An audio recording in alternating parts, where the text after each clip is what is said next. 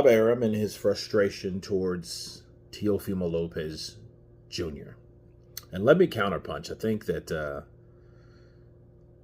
until he drops Teo, I think he needs to release Teo. I think Teo would probably have to do what all the other guys did, Pacquiao, Mayweather, Oscar, a lot of these guys, they had to eventually leave Bob, even Andy Ruiz. I mean, and it's not, in this case, though, I don't think it's Bob.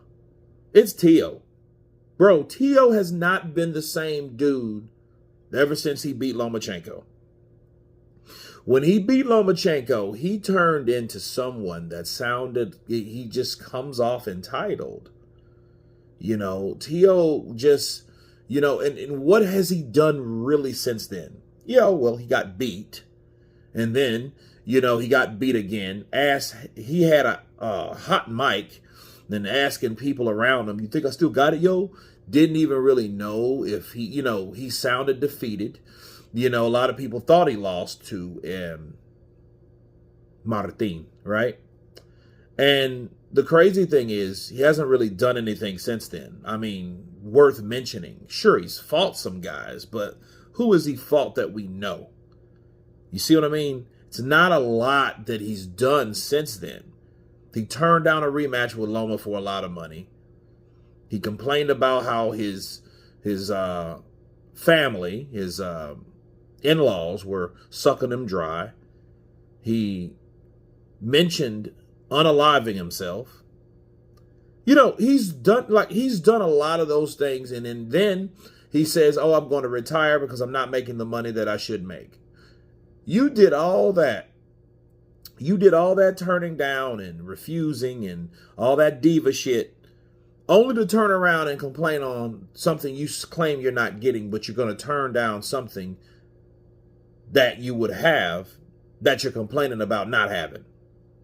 So I think he needs to be humbled. And even the George Kambosos fight, he didn't even fight Kambosos again. He didn't fight Loma again. So Teo has a lot of incomplete shit. And then he comes with some bigot talk.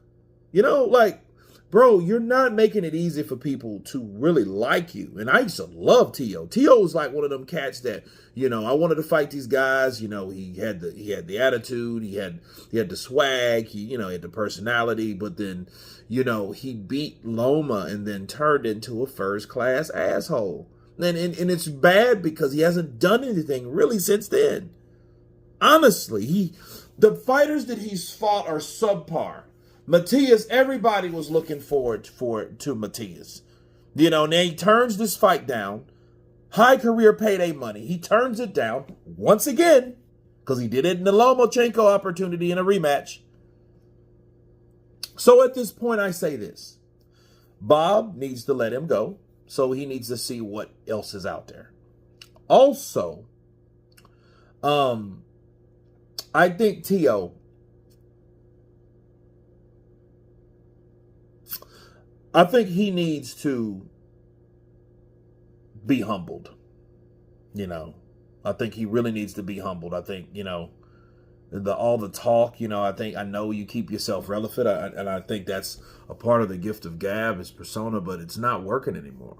It's not.